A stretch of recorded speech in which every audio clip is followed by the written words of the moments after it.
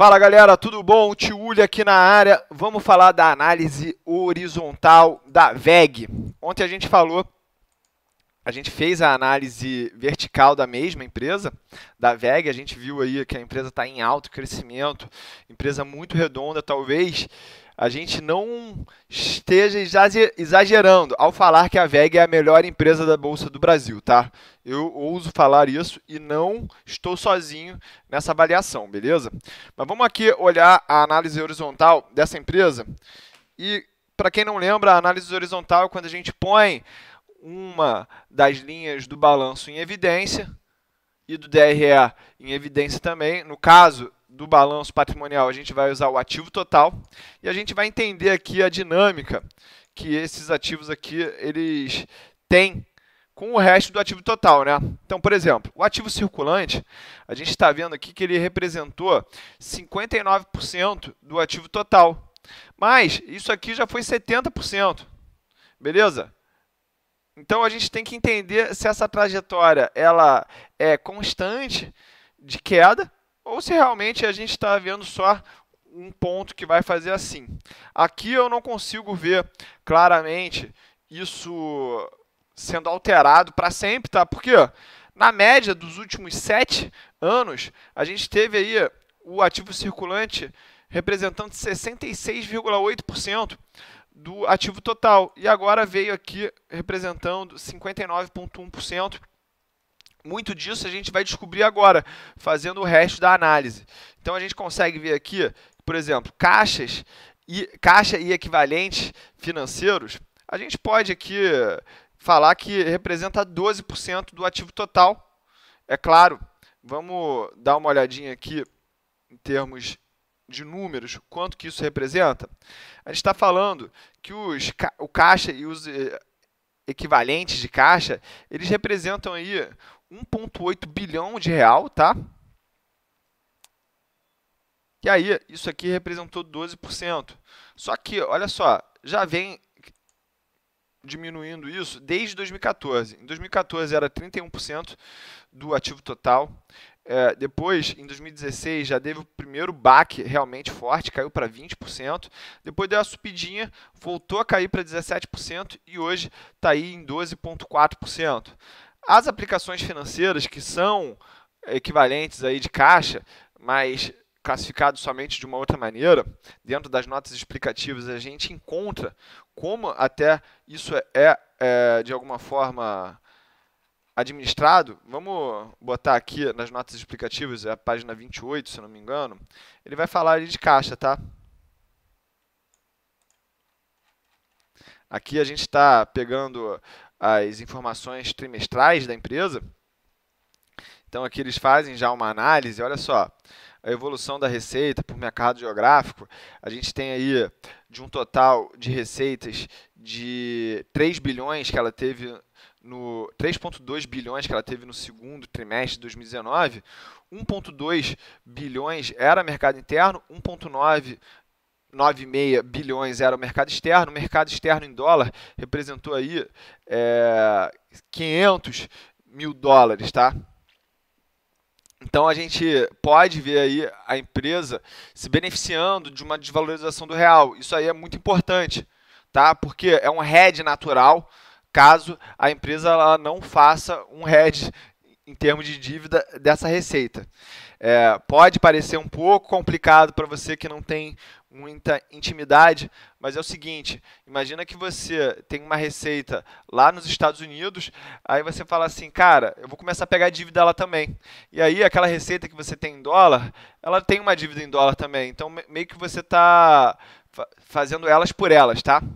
Outra coisa interessante da gente entender aqui é o seguinte, o mercado externo ele tem uma distribuição de receita da seguinte maneira, 45% para a América do Norte, 11% para a América do Sul e Central, 24% para a Europa, 9% para a África e 9% para a Ásia e Pacífico. Ou seja, a gente sabe que a Ásia cresce muito e a empresa, a VEG, é uma empresa competitiva no mundo inteiro, tá?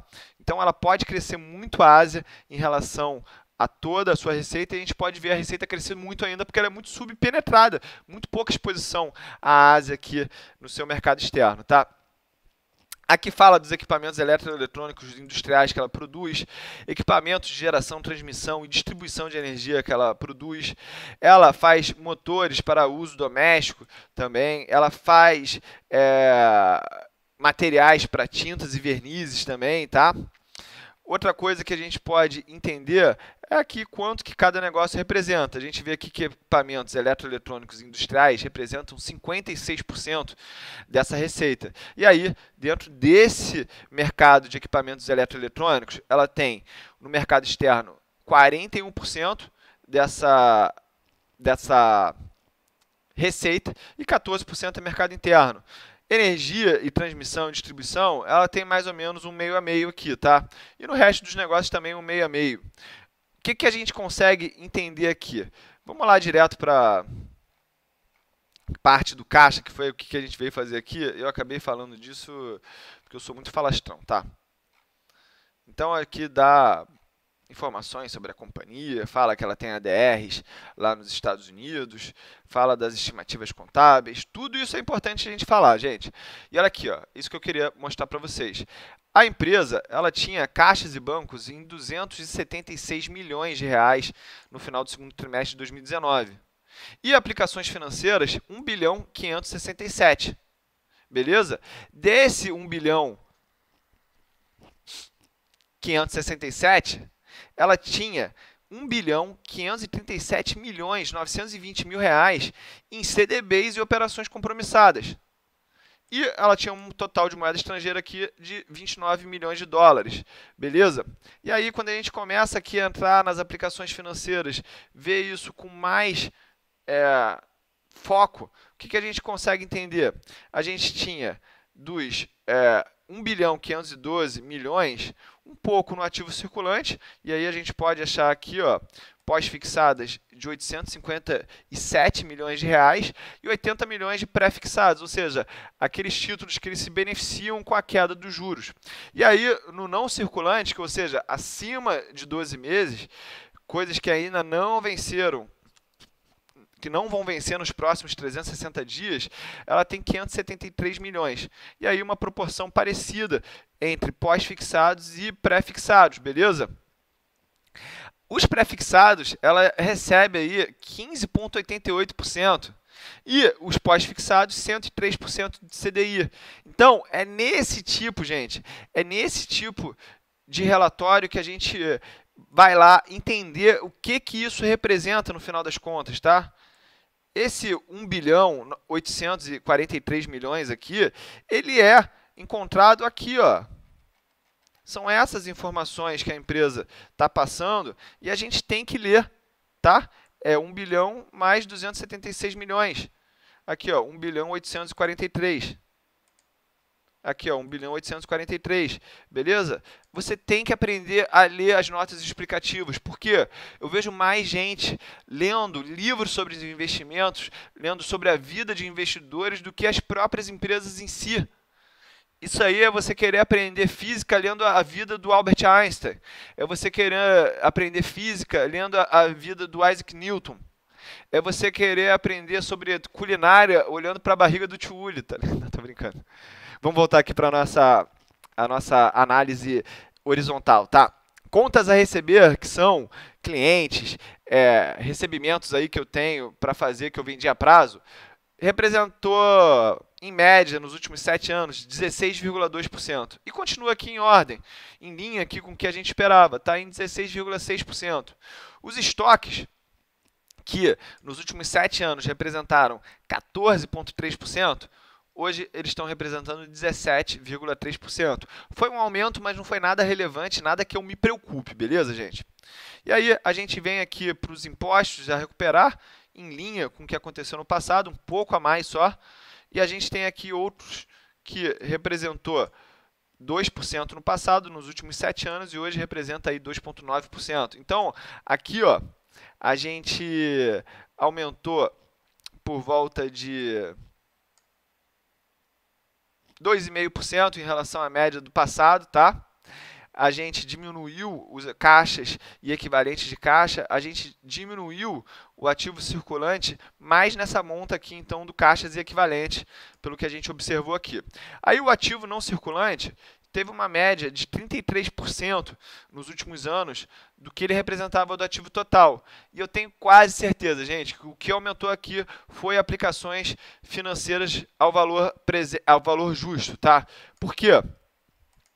E aí a gente vai voltar aqui para as notas explicativas, que é o seguinte: você está vendo aqui que a empresa ela tem as aplicações financeiras remuneradas a uma taxa pré-fixada de 15,88%? O que quer dizer isso aqui? Que ela tem um título que está com muito lucro mesmo. Por quê? Porque a taxa de juros no Brasil caiu bastante e ela com certeza deve ter lucrado com isso. E aí ela não realizou esse lucro e esse lucro ele veio, esse montante, ele veio aqui para o longo prazo. E aí é por isso que antes a gente tinha 0% em relação ao ativo total dessas aplicações financeiras avaliadas ao valor justo de longo prazo, e agora representa aqui 3,8%. O montante disso, gente, chega a 573 milhões. Foi mal. Tá? Então, aquela diferença foi justamente dinheiro saindo daqui e vindo para cá, tá? Foi no mesmo lado do ativo, mas a gente só mudou a maneira que a gente classificou esse ativo devido à sua liquidez, porque ela pretende levar até o vencimento, tenho quase certeza disso. A tesouraria vai fazer isso, tá? Quando a gente olha para o resto do ativo, a gente vê aqui o imobilizado. Nos últimos 7 anos ele representou 24,4%. A gente está aqui falando então que hoje isso representa 25,4%, um ganho de 1% aí, nada que nos assuste, tá? O imobilizado em operação, ele representou 24,3% na média dos últimos 7 anos e continuou muito em linha aí com o que atualmente está, que é 24,1%. A gente tem aqui um arrendamento, que agora é 1,4%, e intangíveis líquidos aí, também em linha com o que vinha acontecendo no passado. A média dos últimos 7 anos é de 6,5%, mas aqui no último ano já puxou bastante essa média, foi 8,3%, e aí estabilizou aqui no que foi basicamente no último ano. Capital de giro, gente, a gente via lá, o capital de giro é calculado o ativo circulante menos o passivo circulante, isso aí representou, em média, 37% do ativo total nos últimos 7 anos, mas só que nesse último ano, isso aqui já teve uma queda muito mais forte, foi para 29,5%. Já ano passado já era 32,4%. O que eu acho, da onde que veio isso aqui, gente? Eu acho que isso aqui veio muito da saída desse valor que a gente mostrou de aplicações financeiras, aqui, ó, pós-fixadas, que elas vieram do ativo circulante para o ativo não circulante, e aí isso aí impactou, diminuindo aí a representatividade do capital de giro no total do capital da empresa, tá? Vamos agora olhar o passivo. O passivo circulante, que é toda a obrigação que a empresa tem no curto prazo, até 12 meses, a gente teve aqui uma média nos últimos 7 anos de 29,2% e se manteve estável.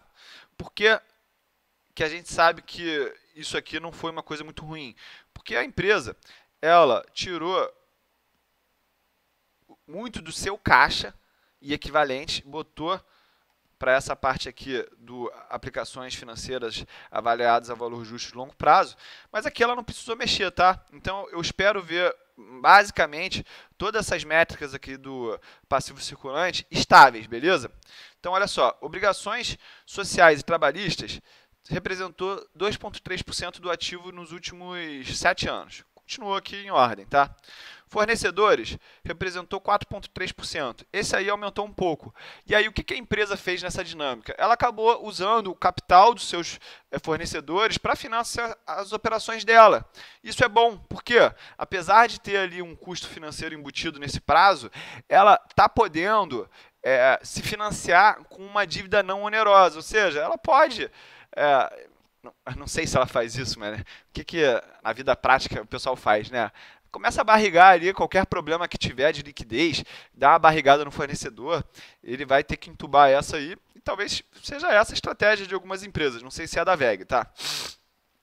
Aqui, total de empréstimos e financiamentos de curto prazo, a gente viu uma diminuição gradativa. Desde 2012 aqui, esse total era 21% do ativo total, chegou a uma mínima lá de 6,9%, depois alcançou uma nova mínima em 6,3%.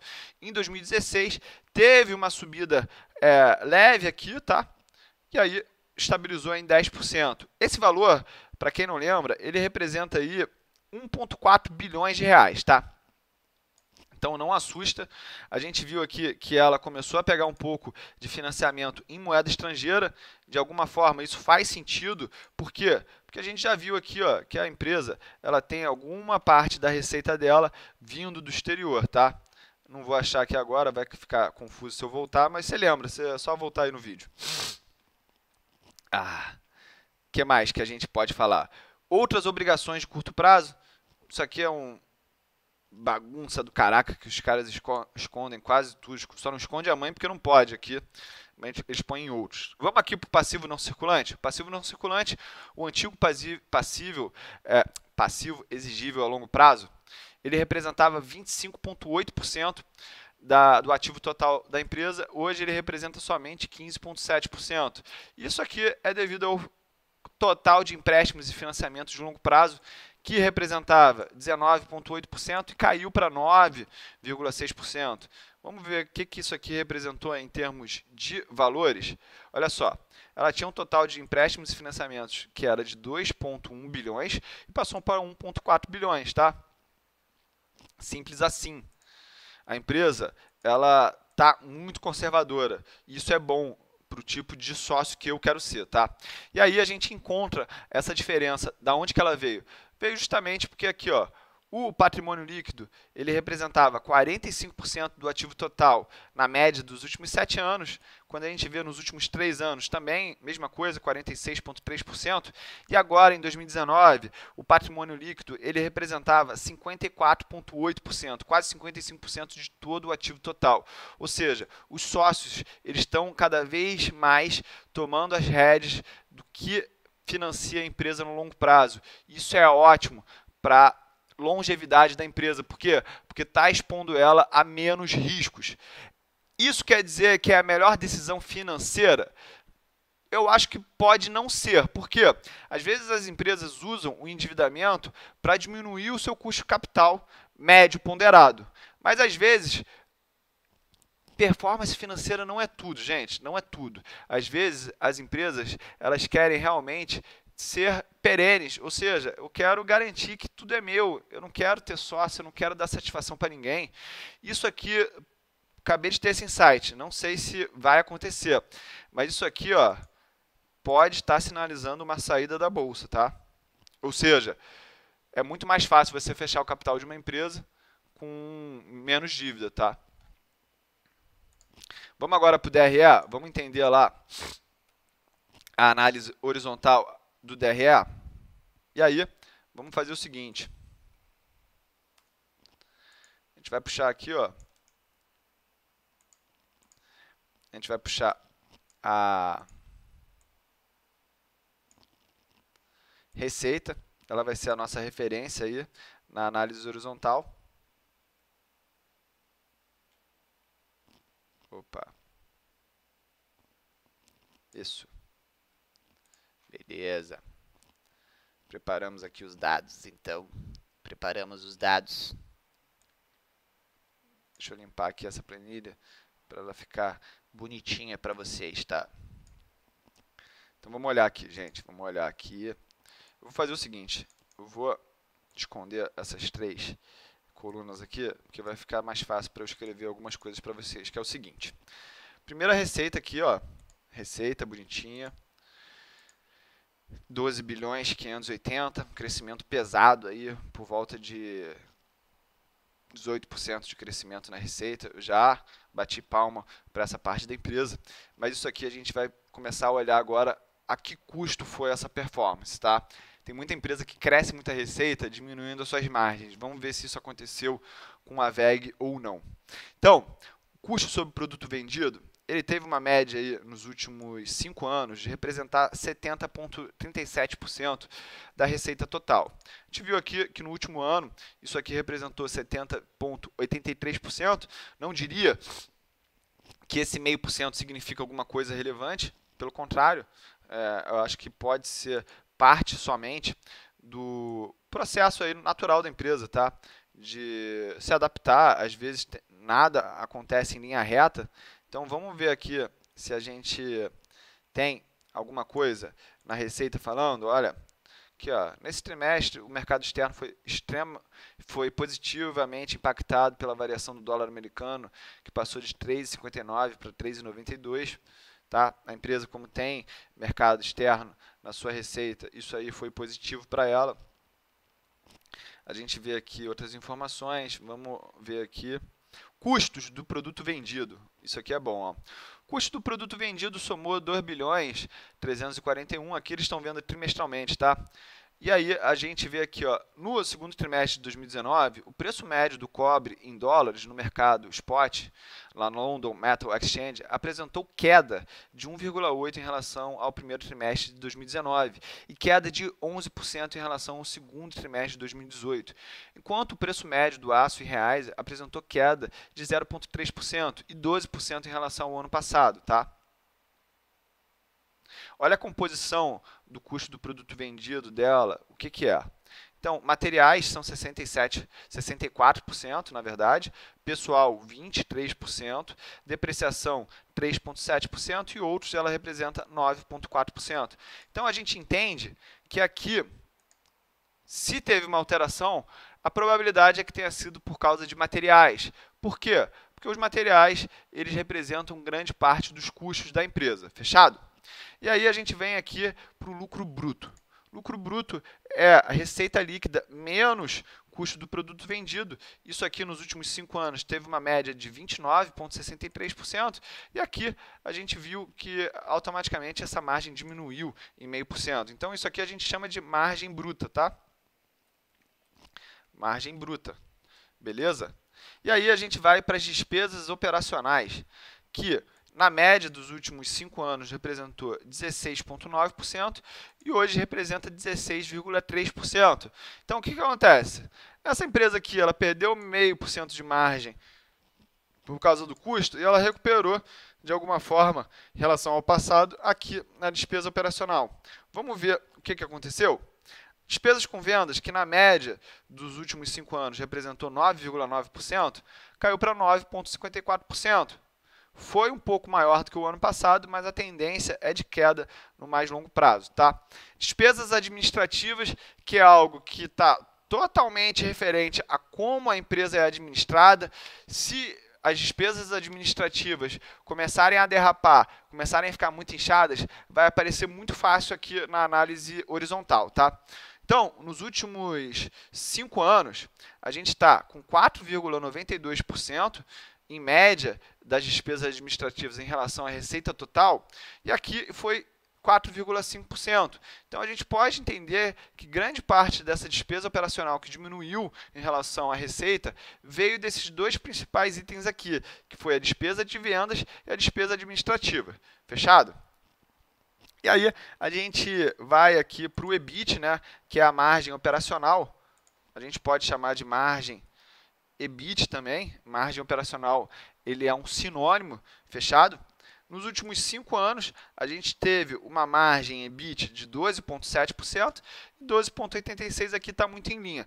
A empresa é um reloginho mesmo, é uma empresa de engenharia e ela se comporta como uma empresa de engenheiros, tá? A gente viu aqui que nos últimos a gente teve a margem EBIT desse ano foi maior que dos últimos 3 anos, tá? Isso aqui é uma boa notícia. Resultado financeiro que tinha uma regularidade de ser positivo no passado, teve um resultado negativo nesse último ano, tá? Mas nada relevante, 0,5% só. Quero mais que tenha mais 0,5% assim com esse crescimento, beleza? Aqui, ó, as receitas financeiras e as despesas financeiras tem uma representatividade de 8,24 e 8,51 respectivamente, tá? E aí sobra aqui o LAIR, que é o lucro antes do imposto de renda. A gente vai chamar aqui é o LAIR mesmo, margem LAIR. Via aí 15, 16%, 15,13%, e aí está em 12,3%. Com certeza essa margem diminuiu porque o resultado financeiro ele era positivo com uma certa relevância, chegou aqui a ser 1,93% da receita. Hoje em dia, com 0,57, impactou diretamente. Por quê? Porque a margem LAIR, antigamente, nos últimos 5 anos, a média foi de 14,1%. Nesse último ano, foi de 12,3%. Mas não é ruim, uma margem ainda muito alta, tá? Vamos aqui dar uma olhada no lucro líquido e a gente vai chegar na margem líquida, que é outro ponto muito interessante que eu gosto de observar. Margem líquida, 11,23%, foi menor do que a média dos últimos 5 anos, que foi de 11,97%, mas muito em linha aqui com o que foi ano passado. Eu não me desesperaria, eu não ficaria preocupado, porque a empresa ainda assim cresceu quase 20%. Gente, manter esses resultados crescendo quase 20% não é para qualquer um, tá? É uma empresa fora de série. E aí, por fim, vamos chegar aqui na margem EBITDA, tá? Margem EBITDA nos últimos 5 anos, em média, foi de 15,89%, veio aqui em 15,72%.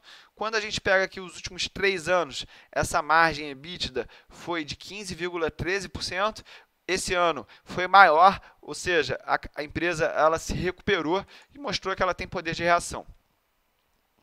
Outros pontos aqui importantes que a gente pode chamar a atenção são os caixas gerados caixa gerado na operação, tá? A gente chegou aí a ter um caixa gerado por operações nos últimos 5 anos de 22,62%. Nesse ano ficou em 15,9%. Beleza? O que mais? O que mais que a gente pode ver? A depreciação. Eu tenho curiosidade de ver aqui uma questão em relação à depreciação, que é o quê? Eu quero entender quanto que a depreciação ela representa de um valor lá do patrimônio dessa empresa, que é o seguinte. Eu quero saber quanto que a depreciação ela está relacionada ao imobilizado, tá? Vamos ver se isso aqui representa uma boa média.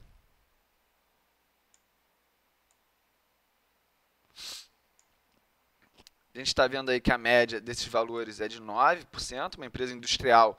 Eu não gostaria de ver algo diferente.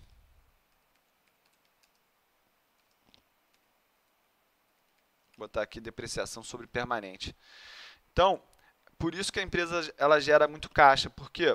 Porque além de ter tido um EBIT, que é um resultado operacional de 1,6 bilhões, ela teve também uma depreciação de 360 milhões de reais, tá? Então, ela gerou nas operações um caixa de quase 2 bilhões de reais. Por isso que ela consegue se financiar tão facilmente ao ponto do patrimônio líquido hoje em dia representar 54% do seu ativo total. Por quê? Porque a empresa ela não precisa recorrer a bancos de uma maneira muito agressiva para financiar as suas atividades. E é por isso que a gente viu aqui números como esse. O total de empréstimos e financiamentos passar de 14% do ativo total para 9,6% do ativo total. Beleza, gente? Então, VEG aqui, extraordinária, empresa aí fora de série. Vou finalizando aqui a minha análise horizontal dela. E deixa teu feedback aí, se você gostou, se você não gostou. Estou sentindo as pessoas aí muito quietinhas, não estão validando muito esse conteúdo, então eu não sei se é para continuar ou não, beleza? Conto com vocês aí, dá o teu like, compartilha com amigos se puder também, para me ajudar. É só o começo, galera. Aqui tem muito conteúdo, Tio Uli, o canal do conhecimento, o canal do Blay Blay, beleza?